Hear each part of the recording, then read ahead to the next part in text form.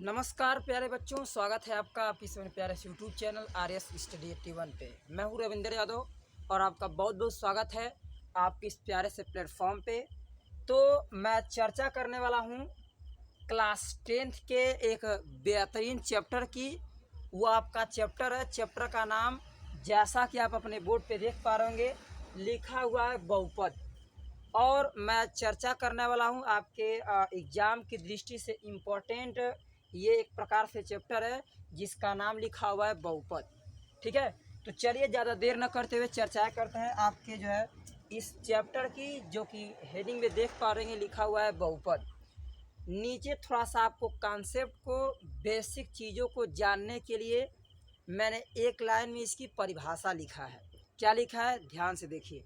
लिखा है मैंने कि ऐसे बीजीय व्यंजक, सबसे पहले आपको ये पता होना चाहिए कि बीजीय व्यंजक क्या होता है। दोस्तों, मैं आपकी जानकारी के लिए बता दूं, बीजीय व्यंजक का अर्थ ये होता है कि कोई चर और अचर जब एक साथ मिल के कोई भी एक प्रकार से पद बनाते हैं या कोई भी एक प्रकार से शब्द बनाते हैं। जैसे बीजीय व्यंजक का अर्थ हो गया जैसे 6x प्लस मान लीजिए 9x स्क्वायर।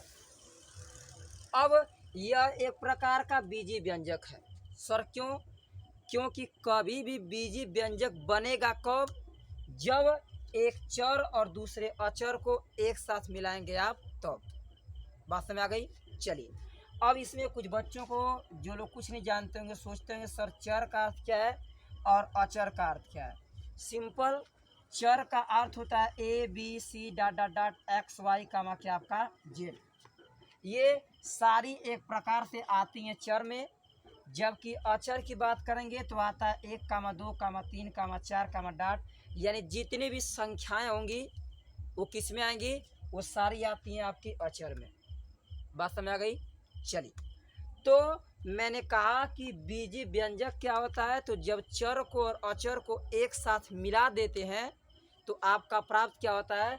आपका प्राप्त होता है बीजीय व्यंजक। जैसे फॉर एग्जाम्पल मैंने ऊपर लिखा है 6x प्लस 9x का क्या स्क्वायर। तो यहाँ पे यह एक प्रकार का बीजीय व्यंजक है। बात में आ गई? तो आप ये जान गए कि बीजीय व्यंजक क्या होता है। जब चर और अचर को एक साथ मिला के जो बनाते हैं वो आपका क्या कहलाता है? बीजीय व्यंजक। ठीक है, चलिए। कह रहा है परिभाषा आपसे कि ऐसे बीजीय व्यंजक, यानी बहुत सारे बीजीय व्यंजक हो सकते हैं। ऐसे बीजीय व्यंजक जिनके चरों के घातांक एक पूर्ण संख्या हो, क्या कहलाता है? बहुपद कहलाता है। अब इसके बाद दूसरा नाम घातांक का क्या अर्थ है, एक एक कॉन्सेप्ट को बताते चलेंगे। घातांक का अर्थ होता है जिसपे अधिक से अधिक जो घात हो, या किसी भी चर पद के ऊपर, किसी भी चर के ऊपर जो पावर होता है उसी को सिंपल घात कहते हैं। यानी 2, 3, 8 जो भी लिखा हो। बस में आ गई? चलिए, तो घातांक आप समझ गए। अगला लिखा है एक पूर्ण संख्या हो। आप जानते हैं क्योंकि ये क्लास 2 और 3 यानी 2 और 3 या 4 की कहानी है। क्या सर? एक पूर्ण संख्या आप जानते हैं, पूर्ण संख्या स्टार्ट होती है 0 से। कहाँ से? 0 से। 0 कामा 1 कामा 2 कामा 3 कामा 4 कामा 5 5 6 7 8, ये सारी क्या हो जाएंगी? आपकी पूर्ण संख्याएं हो जाएंगी। बस में आ गई? चलिए, अब इसके बाद आगे मैं आपको समझाने की कोशिश करता हूँ। ठीक है, चलिए।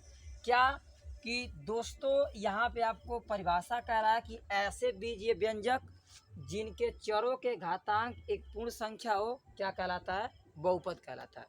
क्या कहलाता है? बहुपद।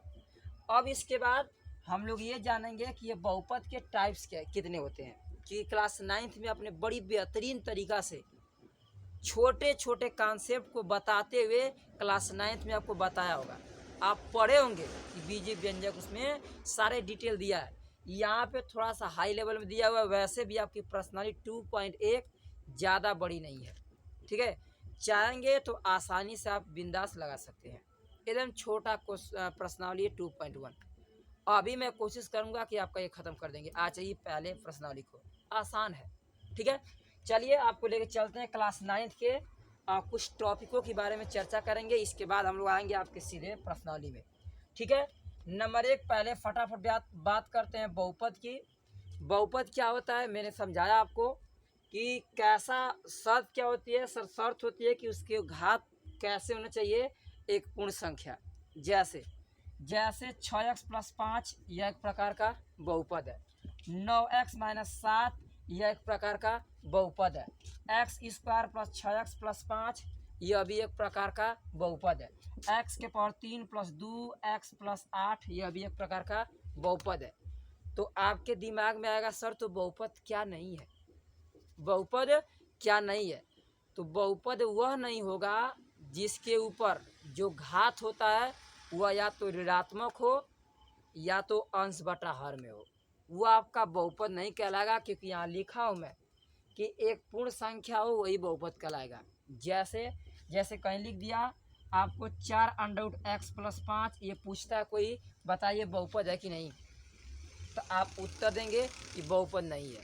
जैसे लिखा है 6x⁻³ + 9x, बताइए यह बहुपद है कि नहीं, तो आप उत्तर कहेंगे यह बहुपद नहीं है। क्यों सर, क्योंकि इसके जो चर घात है उसके ऊपर घात कौन सा है आपका, माइनस का।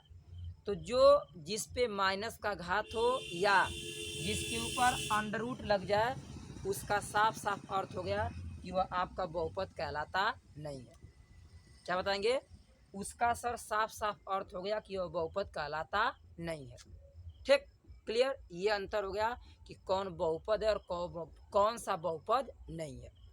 पकड़ लिए हैं। चलिए अब आगे चर्चाएं करते हैं हम लोग धीरे धीरे आराम से धैर्यता से कि बहुपद सर कितने प्रकार का होता है। जैसे आपने पढ़ा हुआ क्लास 9th में ही, त्रिभुज को बांटते हैं तो त्रिभुज की 2 टाइप्स आते हैं। नंबर 1 कहते हैं भुजाओं के आधार पर और दूसरा कहते हैं कोणों के आधार पर। किसके, एक भुजाओं के आधार पर और दूसरा जो होता है कोणों के आधार पर। उसी तरह आपका यहाँ होता है बहुपद 2 प्रकार से। पहला कहते हैं सर, पहली बात करेंगे तो पदों के आधार पर। किसके आधार पर, पदों के आधार पर। और दूसरा होता है किसके आधार पर दोस्तों, दूसरा होता है घात के आधार पर। किसके आधार पर, घात के। अब पदों के आधार पर कितने प्रकार का होता है, पदों के आधार पर नंबर 1 पहला होता है एक पदी बहुपद। कौन सा, एक पदी बहुपद। दूसरा होता है आपका द्विपदी बहुपद। क्या होता है, द्विपदी बहुपद। इसके बाद तीसरा होता है आपका क्या होता है, त्रिपदी बहुपद। ये होते हैं टाइप्स किसके, सामान्य बहुपद के पदों के आधार पर। एक पदी, द्विपदी और अधिकतम कितना आपका, त्रिपदी। इतने ही केवल हमको क्या करना है, हमको क्लास 10th में पढ़ना है। और इससे पहले आप क्लास 9th में भी ये कहानियाँ पढ़ चुके हैं। ठीक है, चलिए अगला बात करते हैं घात के आधार पर। तो घात के आधार पर पहला होता है रैखिक या एक घाती बोलते हैं, रैखिक बहुपद, या इसी को एक और नाम से जानते हैं एक घातीय बहुपद। किस नाम से, एक घातीय बहुपद के नाम से जानते हैं।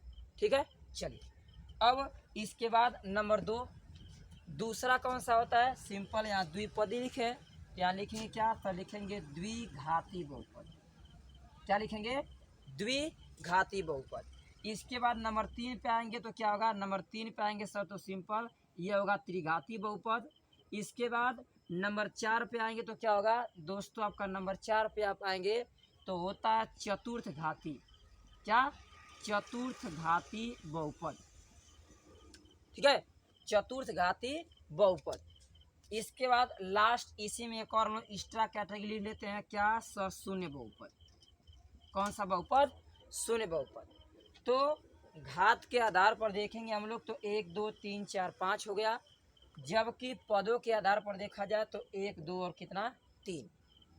अब चलिए मैं क्लास 9th में पढ़े होंगे, कुछ बच्चे अगर नहीं पढ़े होंगे तो मैंने कहा कि आपको मेरे इस प्यारे से प्लेटफॉर्म पे आपको छोटी से छोटी कहानियों को बेहतरीन समझाने की कोशिश करूँगा, बताने की कोशिश करूँगा। ठीक है, चलिए पहला दिया आपका एक पदी बहुपद। एक पदी बहुपद क्या होता है आप बताएंगे, जैसे सर 6x एक पदी बहुपद हो गया, 9x एक पदी बहुपद हो गया, मान लीजिए 7y लिखा है तो ये भी क्या होगा, एक पदी बहुपद है। इतनी छोटी छोटी बातें आप आई होप दैट जानते हैं, इसीलिए थोड़ा मैं तेज़ी से चल रहा हूँ। ठीक है, चलिए इसके बाद अगला आता है आपका द्विपदी बहुपद। द्विपदी बहुपद क्या होता है तो आप बताएंगे सर ऐसा बहुपद जिसमें अधिक से अधिक 2 पद होते हैं उन्हें क्या कहते हैं, द्विपदी बहुपद। जैसे जैसे अगर मैं कहूँ आपसे तो क्या बताएंगे सर, जैसे लिखा हो 6x+9 द्विपदी बहुपद है, इसमें एक पद दो पद। और सर 9x+12 इसमें एक पद दो पद।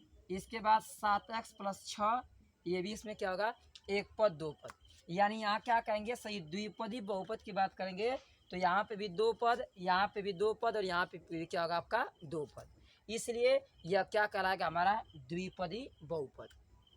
ठीक है, चलिए अब इसके बाद नेक्स्ट अगला आता है आपका क्या, अगला आता है त्रिपदी बहुपद। क्या आता है, त्रिपदी बहुपद। पूछता है आपसे कि त्रिपदी बहुपद क्या होता है, तो क्या बताएंगे आप बताएंगे सर त्रिपदी बहुपद का अर्थ होता है ऐसा बहुपद जिसमें अधिक से अधिक घात कितने हो, सॉरी अधिक से अधिक पद कितने हो, तीन। जैसे x² प्लस 6x प्लस क्या आपका 9, यह एक प्रकार का क्या है, त्रिपदी है। इस सॉरी हाँ त्रिपदी है आपका, एक दो और कितना, इसमें तीन पद है। ऐसे ही हम लिख सकते हैं y के पावर 2 प्लस 6y प्लस 8, यह भी क्या कहलाएगा आपका दोस्तों, यह भी कहलाएगा आपका क्या होगा, त्रिपदी बहुपद। ठीक है, चलिए अब ये तो हम लोग जान गए पदों के आधार पर। इसके बाद अगला उधर देखते हैं आप, तो लिखा है घात के आधार पर। किसके आधार पर, घात के आधार पर नंबर 1 लिखा है रैखिक बहुपद। तो परिभाषा की बात कर लेंगे, ऐसे भी इनसे की परिभाषा आपसे पूछता नहीं है। जैसे कहता है एक पदी बहुपद किसे कहते हैं, तो बताएंगे ऐसा बहुपद जिसमें एक पद होता है उसे एक पदी बहुपद कहते हैं। इसके बाद द्विपदी बहुपद किसे कहते हैं, ऐसा बहुपद जिसमें दो पद होता है उसे क्या बोलते हैं, द्विपदी बहुपद कहते हैं। इसके बाद अगला आता है त्रिपदी बहुपद क्या होता है, तो बताएंगे ऐसा बहुपद जिसमें तीन पद होता है क्या कहलाता है, त्रिपदी बहुपद। नोट्स बनाने की इच्छा होगी तो बना लीजिएगा, लिख लीजिएगा, समझ लीजिएगा। ठीक है, चलिए अब इसके बाद अगला आता है घात के आधार पर। तो घात के आधार पर नंबर 1 पहला मैंने लिखा है कि रैखिक बहुपद। क्या दोस्तों, रैखिक बहुपद या इसी का नाम होता है एक घातीय बहुपद। परिभाषा भी इसकी सेम, ऐसा बहुपद जिसमें अधिक से अधिक घात एक होता है, जिसको दिखाते नहीं है। ऐसा बहुपद जिसका अधिक से अधिक घात एक होता है उसे कहते हैं रैखिक बहुपद या फिर क्या, एक घाती बहुपद। जैसे जैसे फॉर एग्जांपल में लिख दूं मैं 6x प्लस 9, इसमें ये तो पद के आधार पर द्विपदी हो गया, लेकिन हमें कह रहा रैखिक बहुपद घात से मतलब है। तो अधिकतम घात कितना है, 6x प्लस 1 लिखा है, तो मैंने इस पर अधिकतम घात कितना होगा, 1 होगा। ऐसे ही मैं लिखता हूँ मान लीजिए suppose that 9y plus 3 plus 7y, तो इसमें अधिकतम घात कितना होगा दोस्तों, अधिकतम घात 1 होगा। यानी कोई भी प्रश्न देखते हैं, अगर उस प्रश्न में मतलब कि बीजी व्यंजक में, उस बीजी व्यंजक में अधिक से अधिक घात 1 है, तो आप कहेंगे कि यह क्या है, यह एक प्रकार का रैखिक बहुपद है। क्या बताएंगे, यह एक प्रकार का रैखिक बहुपद है। ठीक है, चलिए अब इसके बाद अगला हम चर्चा कर लेते हैं क्या, द्विघाती बहुपद का। किसका, द्विघाती बहुपद का। तो क्या कहेंगे सर, ऐसा बहुपद जिसमें अधिक से अधिक घात 2 होता है उसे कहते हैं द्विघाती बहुपद। क्या, ऐसा बहुपद जिसमें अधिक से अधिक घात 2 होता है वह हमारा क्या कहलाता है, द्विघाती बहुपद। जैसे जैसे लिखूँ मैं तो 7x² प्लस 6x प्लस 1, यह एक प्रकार का क्या होगा, यह दोस्तों एक प्रकार का द्विघाती बहुपद होगा। क्योंकि इस प्रश्न में देखेंगे तो अधिकतम से अधिकतम घात कितना है आपका, 2, इसलिए कहा जाएगा द्विघाती बहुपद। ठीक है, चलिए इसके बाद अगला लगाते हैं 9x के पावर 2 प्लस 6x प्लस 8। बताइए ये क्या है, तो सर 9x के पावर 2 प्लस 6x प्लस 8 में देखेंगे तो x के घाते 2 है, इसका अर्थ है ये क्या कहलाएगा, ये भी एक प्रकार का द्विघाती क्या है आपका बहुपद है। क्या है, यह भी एक प्रकार का द्विघाती बहुपद है। ठीक है, चलिए इसके बाद आगे चलते हैं। अगला देख पा रहे होंगे यहाँ लिखा हुआ है त्रिघाती बहुपद। ये क्या होता है सर, ये सिंपल इसकी परिभाषा में कह दूँ आपसे तो कहते हैं कि ऐसा बहुपद जिसमें अधिक से अधिक 3 घात होता है वो क्या कहलाता है, त्रिघाती बहुपद। क्या कहलाता है, त्रिघाती बहुपद। तो ये होगा आपका त्रिघाती बहुपद। तो क्या बताएंगे त्रिघाती बहुपद में, आप बताएंगे सर त्रिघाती बहुपद का अर्थ हो गया कि जिसमें अधिक से अधिक 3 घात हो। यानी अगर बनाता हूँ तो जैसे 6x³ प्लस 9x प्लस 2, यह एक प्रकार का क्या होगा दोस्तों, यह एक प्रकार का त्रिघाती बहुपद है। क्या है? यह एक प्रकार का त्रिघाती बहुपद है। और भी लिख सकते हैं जैसे 7x³ plus 9x² plus 6x plus 2। तो इसमें अधिक से अधिक घात कितना है? तो अधिक से अधिक घात कितना होगा? 3।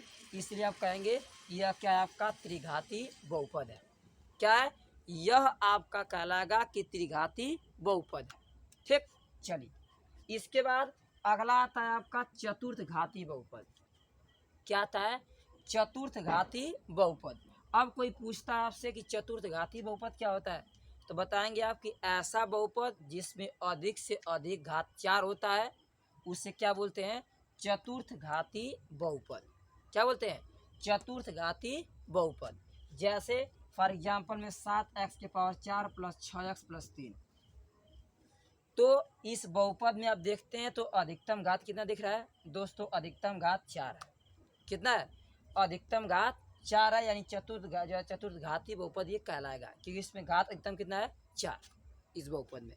ठीक है, चलिए इसके बाद लास्ट आपका है कौन सा? तो आपका लास्ट दिख रहा है आप लोग का शून्य बहुपद।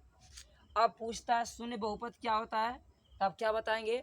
अब बताएंगे सर ऐसा बहुपद जिसमें क्या हो सर? जिसमें घात की तो छोड़िए, जिसमें देखने के लिए जैसे फॉर एग्जाम्पल लिखता हूँ यहाँ पे 0x प्लस 0, यह एक प्रकार का शून्य बहुपद है। यानी इसका अर्थ है कि हमारा जो अचर पद हो वह केवल शून्य ही हो, तो वो क्या कहलाएगा? आपका शून्य बहुपद। क्या कहलाएगा? शून्य बहुपद। ठीक है, तो आई होप दैट आप पीछे ये सब कहानियाँ पढ़े हुए क्लास 9th में, और मैंने यहाँ पे फिर तेज़ी से रिवीजन कर दिया क्योंकि आपको क्लास 10th में आगे आने वाले विभिन्न सवालों में इनके बारे में जानना चाहिए। जब तक इनके बारे में जानेंगे नहीं तब तक सवाल लगने वाले नहीं है। क्या सर? कि घात कितने होते हैं और पद कितने होते हैं। ठीक है, तो आई होप दैट आप समझ गए होंगे। चलते हैं आपको आगे लेके, और आगे हम 2-3 क्वेश्चन हम लोग कॉन्सेप्ट अपने क्लियर करने के लिए लगाएंगे और जानेंगे उसमें कि सर पूछता है कि पद कितने होते हैं, घात कितने होते हैं, तो इनको बताने का आप कार्य करेंगे। ठीक है, चलिए तो नंबर 1 पहला जैसे क्वेश्चन कहता है x³ plus 2x² plus 6x। अब इसमें पूछता है आपसे पहला प्रश्न पद क्या होगा, दूसरा प्रश्न पूछता है घात क्या होगा। ठीक है, फिर दूसरा क्वेश्चन लिखा है 2x प्लस 9, पद पूछेगा घात पूछेगा। तीसरा 3x⁴ plus 6x² plus 9x⁴ plus 2, पद पूछेगा घात पूछेगा। इसके बाद अगला है आपका 7x⁴ plus 6x² plus 2x। तो इसमें भी आपसे क्या पूछेगा? पद पूछेगा और घात। तो 4 हम लोग के पास एग्जाम्पल है। अब इन एग्जाम्पलों का हम लोग जो है निचोड़ निकालेंगे या बताएंगे कि पद क्या होगा और घात क्या होगा। ठीक है, चलिए पहले क्वेश्चन में देखेंगे आपसे पूछ रहा है पद कितने होंगे, तो दोस्तों 1 2 और कितना 3, यानी पदों की संख्या 3। घात कितना होगा? घात का अर्थ होता है अधिकतम से अधिकतम घात। अधिकतम से अधिकतम कितना है? 3। तो यहाँ उत्तर क्या देंगे आप? 3। अगला है आपके पास यहाँ पे पद की बात करें तो कितने पद होंगे? 2। तो आप कहेंगे सर यहाँ पे पद 2 है और घात कितने होंगे? तो सही अधिकतम घात की बात करें तो कितना होगा आपका? 1, क्योंकि x के पावर कुछ नहीं है तो क्या होगा आपका? 1। चलिए नेक्स्ट अगले देखते हैं तीसरे प्रश्न में। तो तीसरे प्रश्न में 1 2 और 3 और कितना 4। सर पद की बात करेंगे तो यहाँ पे आपके पास कितने होगा? 4। और घात की बात करते हैं तो अधिकतम कितना है आपका? घात भी यहाँ 4 है, x के पावर अधिकतम घात 4। ठीक है, आप बात को एक एक चीज़ को कॉन्सेप्ट को आप समझ रहे हैं, इसलिए मैं थोड़ा फास्ट चल रहा हूँ कि सब कहानियाँ क्लास 9th की हैं और 9th में 100% पढ़ेंगे। जब तक 9th में ही पढ़ेंगे तो 10th में बहुत दिक्कतें होंगी। ठीक है, चलिए इसके बाद अगला है आपका चौथा 7x⁴। इनमें पदों की बात करेंगे तो 1 2 3, यानी पद होंगे 3 और घात कितने होंगे? तो दोस्तों आपके पास घात होंगे कितना? अधिकतम से अधिकतम क्या होगा? 3 ही होगा। ठीक, तो ये रहे कुछ जो है आपके उदाहरण। आई होप दैट आप उदाहरण से समझ पाए होंगे कि घात कितना होता है और पद कितना होता है। ठीक है, चलिए अब आगे चर्चाएं करते हैं हम लोग। धीरे धीरे मैं पहुंचता हूं आपके कहाँ आपके किताब की तरफ मोड़ लेते हैं। ठीक है, चलिए उसमें आपको एक नाम मिलेगा। सर क्या नाम मिलेगा? एक नाम मिलेगा जैसे लिखा हो 2x+4। यह क्या है? इसको कहेंगे आप एफ कोष्टक में, सॉरी 2x+4 इसको कहेंगे पी कोष्टक में x इक्वल टू लिखा हुआ है। यानी सर, यानी पी का अर्थ हो गया पॉलिनोमियल। क्या अर्थ हो गया? पॉलिनोमियल, बहुपद x यानी x के पदों में। तो यहाँ लिखा है 2x+y। अच्छा, ऐसे ही लिखा हो अगर मान लीजिए लिखा है 7y+6, तो इसको आप लिखेंगे पी कोष्टक में क्या आपका y। क्या लिखेंगे आप? लिखेंगे पी कोष्टक में y इक्वल टू 7y+6। तो यह क्या है? यह एक प्रकार का बहुपद हो गया। बात समझ आ गई? तो जिस तरीके से ये चर पद लिखा होगा उसी को इस ब्रैकेट में रखते हैं। ये बहुपद का एक तरीका होता है, आपको ये सब बातें सीखेंगे। ठीक है, चलिए अब इसके बाद अगला बात करते हैं। जैसे क्वेश्चन आपके पास है 2x+4 बराबर क्या होता है आपका 0। नाम धीरे धीरे मैं चर्चा कर रहा हूँ यहाँ पे किस चीज़ की, तो नाम यहाँ पे कर रहा हूँ चर्चा आप लोग के। एक नया नाम आएगा कक्षा 10 में शून्यक, 9th में भी है, यहाँ 10th में भी है, और नाम क्या दिया हुआ आपका शून्यक। सर शून्यक क्या होता है मैं एक एक करके आपको समझाऊंगा, ध्यान से देखिए। लिखा है आपका शून्यक, शून्यक का अर्थ हो गया कि लिखा है 2x+4, यानी इसका अर्थ लिखेंगे 2x, अगर निकालें यहाँ से x का मान तो 2x बराबर इधर प्लस 2 जाके -4, और यहाँ से आएगा x इक्वल टू -4 बटा में कितना 2। काटेंगे 2 से तो कहेगा x इक्वल टू माइनस कितना 2। अब दोस्तों x का मान -2 आया, यानी इसका साफ साफ अर्थ ये हो गया कि जो आपका -2 लिखा हुआ है वह एक प्रकार का शून्यक है। सर किसका शून्यक है? तो बताएंगे जो सर ये लिखा हुआ है ना, ये शून्यक किसका है? तो यह दिए गए इस दिए गए बहुपद का। किसका? इस दिए गए बहुपद का शून्यक है x बराबर -2। अब थोड़ा थोड़ा और डिटेल से बताने की कोशिश करूं तो शून्यक का अर्थ होता है कि ऐसा अंक जिसको उस प्रश्न में ले जाके आप रखते हैं तो उसका उत्तर 0 आ जाए, उसे कहते हैं शून्यक। नॉर्मल भाषा में समझिए, ऐसा अंक जिसको ले जाके उस दिए गए बहुपद में रखने पर उस अंक को उसका सारा सॉल्व करने पर उत्तर 0 आ जाए, वो क्या कहलाता है आपका? वो कहलाएगा कि वह इसका क्या है आपका शून्यक है। इस प्रश्न का ये क्या है? शून्य। चलिए चेक करके देख लीजिए।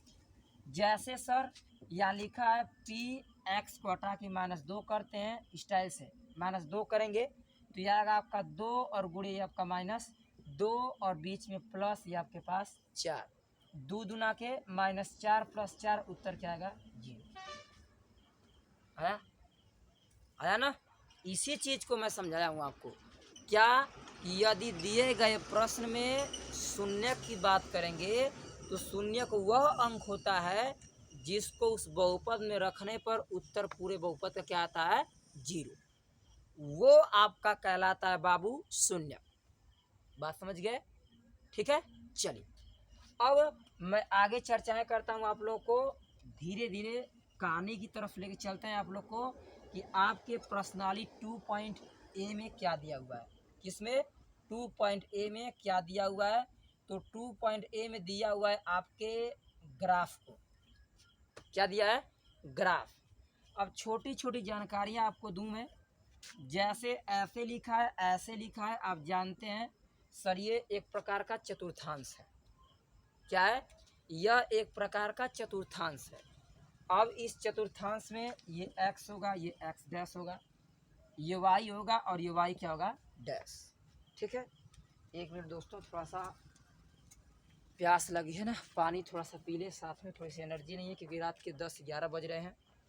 फिर भी मुझे जुनून है, मुझे चाहत है मुझे कुछ करने की। लाइफ में आपको भी कुछ चाहत हो, कुछ करें आप ज़िंदगी में।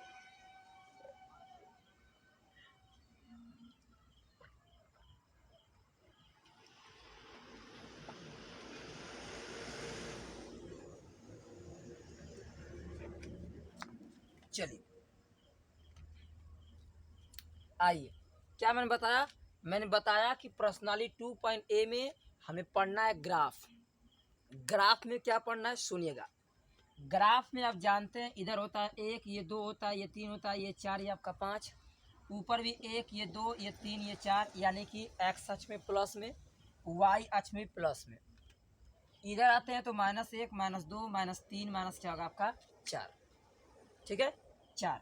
इसके नीचे आएंगे तो -1, -2, -3, -4, ये भी माइनस में आएगा, ये भी किस में आएगा आपका माइनस में। ठीक है, किसी कोई डाउट बाबू, डाउट हो तुरंत बोलना। ठीक है,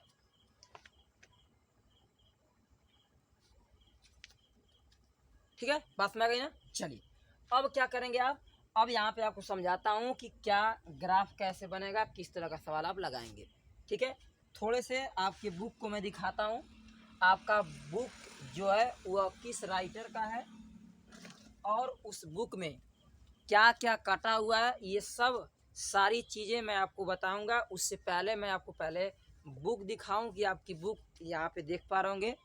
जो आपकी बुक है यहाँ पे, ये दिख रही है बुक ना, इस बुक का नाम है क्या, गणित। और ये राइटर की जो है कौन से हैं आपके, जो है डॉक्टर मनोहरे की बुक है। और ये 2023-24 की नई बुक आई हुई है और इसी से मैं आपको पढ़ाने का काम करूँगा। इसमें जो जो चैप्टर कटे हुए हैं उनको आप सिर्फ मैं क्या बताऊंगा, आप खुद किताब अगर ख़रीदते हैं तो आप जान सकते हैं कि कौन सा चैप्टर कट गया है और कौन सा चैप्टर है। तो मैं आपके एग्ज़ाम की दृष्टि से मैं इस बुक से आपको बेहतरीन तरीके से पढ़ाते हुए लेके चलेंगे।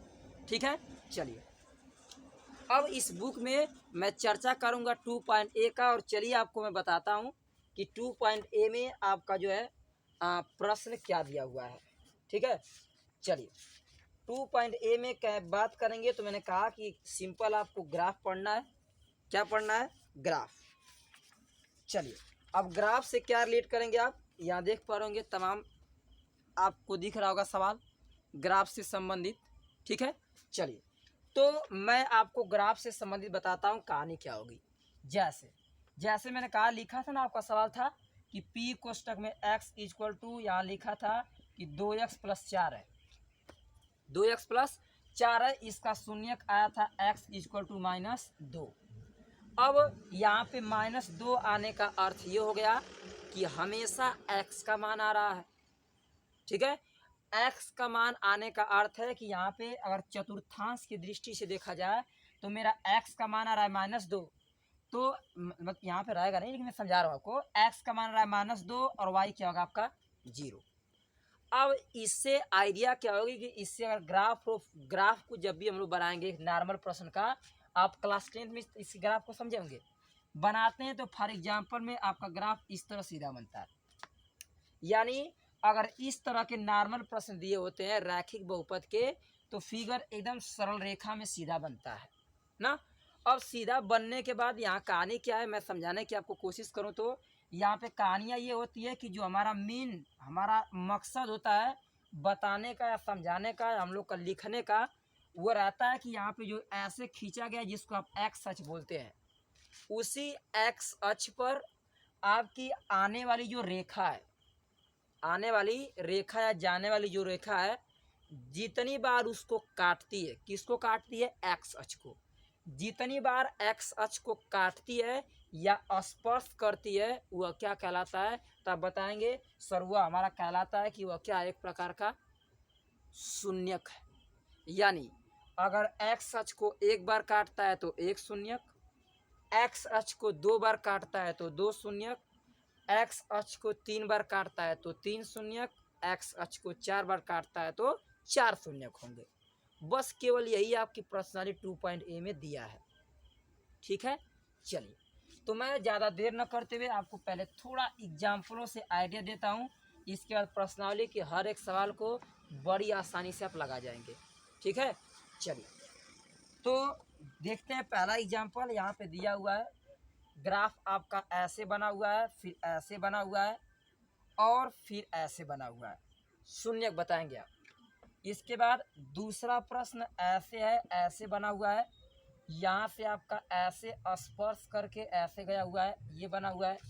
इसके बाद तीसरा उदाहरण आपका दिया हुआ है ऐसे ऐसे ऐसे और ऊपर ऐसे, यहाँ ऐसे और यहाँ से ऐसे बना हुआ है। ठीक है, चलिए इसके बाद चौथा उदाहरण देखते हैं। चौथा उदाहरण दोस्तों आपका फिगर बनाया हुआ है ऐसे, और इसके बाद आपका ग्राफ दिख रहा है कुछ इस तरह का। ठीक, इसके बाद पाँचवें की बात कर लें तो पाँचवा ग्राफ आपका बना हुआ है एक बेहतरीन तरीके से। कैसे सर? ये बना हुआ इस तरह से ऐसे, फिर दोस्तों आपका ऐसे करके ऐसे। ठीक, इसके बाद लास्ट उदाहरण है आपका क्या? उदाहरण में दिया हुआ है ग्राफ ऐसे ऐसे, ये आपका ऐसे और यहाँ से ऐसे मिला दिया है। ठीक, ये सारे उदाहरण है। मैं उदाहरण से आपको एक एक कॉन्सेप्ट को बताते चलेंगे, एक एक।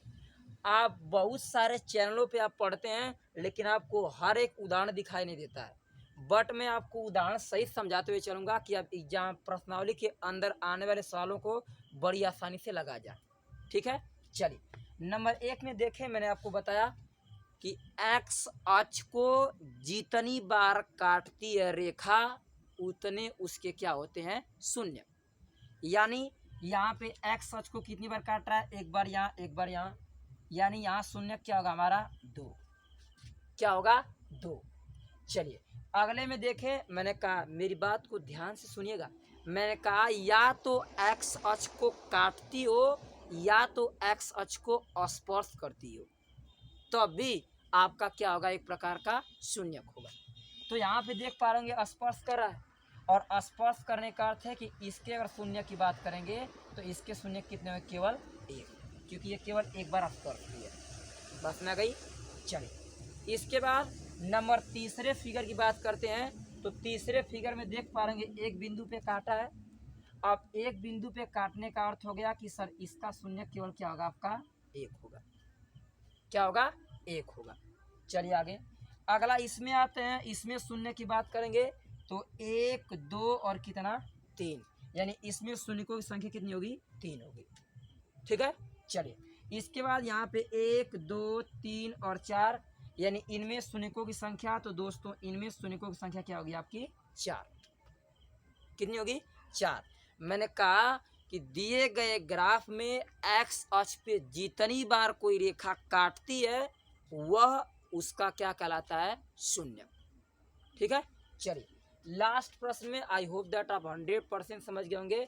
अगर लास्ट प्रश्न नहीं भी करते हैं तब भी आप आसानी से लगा जाएंगे कि इसमें कितने शून्यक हैं। ठीक है, तो इस लास्ट क्वेश्चन का आप आंसर हमें नीचे कमेंट में देंगे कि इनमें शून्यकों की संख्या कितनी है। ठीक है, बताएंगे इनमें शून्यकों की संख्या कितनी है। ठीक, चलिए अब आई होप दैट आप समझ गए हैं। अब मैं फटाक से आता हूँ आपके प्रश्नावली के अंदर, और प्रश्नावली में जितने भी आपके ग्राफ दिए होंगे मैं उनको एक एक करके समझाने का आपको क्या करूँगा? कार्य करूँगा। ठीक है, चलिए नंबर प्रश्नावली 2.a का नंबर 1 सवाल और एक दिया ही है बस केवल। अब उसी के अंदर आपके सवाल अलग अलग रहेंगे।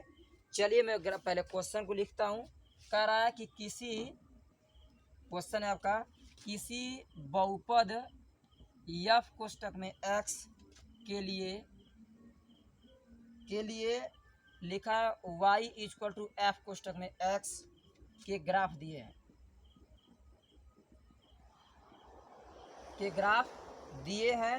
कह रहा है आपसे कि प्रत्येक ग्राफ में f कोष्टक में x के शून्यकों, किनकी? शून्यकों की संख्या ज्ञात कीजिए, जो कि मैं अभी सिखाया हूँ। शून्यकों की संख्या बताइए या फिर क्या करिए? ज्ञात कीजिए। चलिए नंबर 1 प्रश्न का ग्राफ ऐसे बना हुआ है, इस तरह ऐसे ऐसे, ये x, ये x डैश, ये y आपका और ये y डैश, और यहाँ से रेखा ऐसे खींचा हुआ है। इसमें आपको बताना शून्य कितने होंगे। ठीक है, चलिए दूसरा प्रश्न ऐसे है ऐसे ऐसे आपका बना हुआ है, ये जानते हैं x x डैश, ये y डैश, और ग्राफ ऐसे है। ठीक है, ये आपके प्रश्नावली का है। तीसरा प्रश्न दोस्तों आपका ग्राफ ऐसे है ऐसे है ऐसे ऐसे, और ये आपका ऐसे है। ठीक है, इसमें आपसे पूछ रहा है शून्यकों की संख्या। इसके बाद नंबर 4 पे आते हैं। चौथा प्रश्न आपका क्या है? चौथा प्रश्न दोस्तों दिया है ऐसे ऐसे और ऊपर ऐसे, ये ऐसे है और नीचे आपका ऐसे इस तरह से बना हुआ है। ठीक है, पूछ रहा है इसमें शून्यकों की संख्या x x dash y y dash. ठीक है, ये आपका एक्स एक्स डैश वाई आपका वाई डैश। ठीक है, चलिए अगला प्रश्न पाँचवें की बात कर लें। थोड़ा इधर लिखते हैं क्योंकि याद जाएगा सब प्रश्न। पाँचवें में कह रहा है ग्राफ बना हुआ है ऐसे ऐसे, ये आपका ऐसे और फिर यहाँ से ये ऐसे, सॉरी यहाँ से आपका ऐसे, थोड़ा सा और ग्राफ बढ़ा देते हैं, ऐसे बना के ऐसे किया हुआ है। इसमें बताना है शून्यकों की संख्या। इसके बाद पाँचवें के बाद अगला आता है छठवां। छठवां में ऐसे ऐसे ऐसे है, इसके बाद ऐसे है और इसके बाद यहाँ से ऐसे गया हुआ है, फिर यहाँ से ऐसे आया हुआ है। तो इसमें आपसे क्या करा है? इसमें कह रहा है आपसे कि बताइए शून्यकों की संख्या क्या है। ये आपका छठवां सवाल, x x dash y y dash. ठीक है, ये आपका ये सवाल है। इसके बाद पीछे भी देखते हैं कुछ दिया है प्रश्न। हाँ, पीछे भी 3 है, चलिए उनको बना लिया जाए। उनको देखा जाए तो उनका दिख रहा है कुछ ऐसे और इसके बाद यहाँ पे ऐसे और नीचे होके ऐसे, फिर ऐसे जाके, फिर ऐसे जाके, फिर ऐसे। इनमें आपसे पूछ रहा शून्यकों की संख्या एक्स एक्स डैश वाई आपका वाई डैश। ठीक है, चलिए इसके बाद नेक्स्ट है अगला। अगला प्रश्न एकदम नॉर्मल है, एकदम सिंपल, ऐसे बना हुआ है और ग्राफ ऐसे है। ठीक है, ये आपका एक्स, ये एक्स डैश, ये वाई और ये वाई डैश। इसके बाद लास्ट क्वेश्चन देखेंगे आप तो दिया है ऐसे ऐसे, ये ऐसे, ये ऐसे, ये ऐसे और इसके बाद ग्राफ में आपका बना हुआ है ऐसे ऐसे, यहाँ से ऐसे और ऐसे। इसमें आपसे पूछ रहा है कि बताइए शून्यकों की संख्या क्या होगी। शून्यकों की संख्या क्या होगी? चलिए हम फटाफट तुरंत हम लोग बताते हैं कि शरीर में शून्यकों की संख्या क्या है। मैं आपको बेहतरीन तरीके से सिखा दिया हूँ। मैक्सिमम आपको 1 मिनट नहीं लगना चाहिए, सारे क्वेश्चनों के आंसर फटाक से दे देना चाहिए आपको, क्योंकि मैं एक एक चीज़ को आपको अच्छी प्रकार से समझा दिया हूँ। ठीक है, चलिए चलिए बताइए फटाफट। पहला नंबर 1 लिखा है दोस्तों क्या? ये शून्य इस पहले प्रश्न में कितने बार काटा है? एक्स अक्ष को केवल 1 बार, यानी इसका शून्य क्या होगा? 1। कितना होगा? 1। चलिए आगे अगला में देखें, यह एक्स अक्ष कितने बार काटा है? सर 1 भी बार नहीं, यानी इसका क्या अर्थ है? इसका अर्थ है दोस्तों इसका शून्य क्या होगा? 0। क्या होगा? 0। इसके बाद अगले में चलते हैं। अगला में देखा जाए तो अगले में शून्य कितना है? तो अगले में शून्य की बात करें, कितने बार काटा है आपका? 1 बार, यानी इसमें शून्य कितने होंगे? 1। कितने होंगे? 1।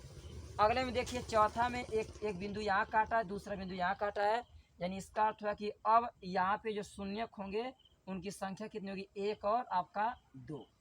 ठीक, आई होप दैट अगर दिख नहीं रहा होगा तो आप सेल्फ कर सकते हैं। उधर इतना एक्सपर्ट कर दिया आप लोगों को, बता दिया हूँ एक एक चीज़ों को। तो उनमें शून्य कितने होंगे? 2। इसमें आते हैं दोस्तों, तो इसमें अगर शून्य की बात कर ले कोई आपसे, तो इनमें शून्य कितना होगा? 1 2 और कितना? 3। इसमें शून्य 3 होंगे। चलिए आगे अगले में शून्य की बात करेंगे, तो इसमें शून्य मैंने कहा या तो काटता हो या तो स्पर्श करता हो।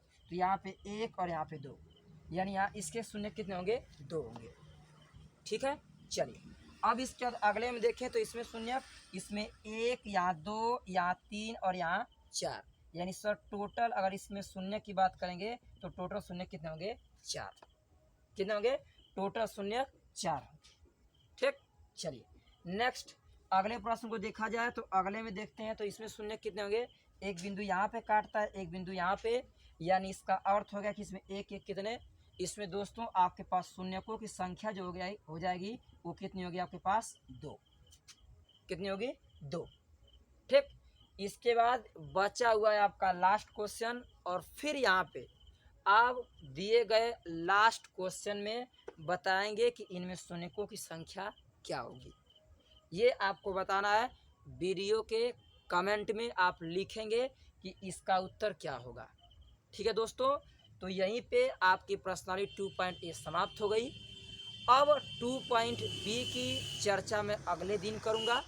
ठीक है, और आई होप दैट मेरा प्रयास आपको ज़रूर अच्छा लगा होगा, क्योंकि दोस्तों मैं रात के इस समय 11-12 बज रहे हैं, इतनी रात में मैं आपके लिए इतना अगर मेहनत कर रहा हूँ, तो मेरे लिए बस केवल एक आपसे रिक्वेस्ट है कि बस मेरे चैनल को लाइक और सब्सक्राइब करना और दोस्तों के साथ शेयर करना ना भूलिएगा।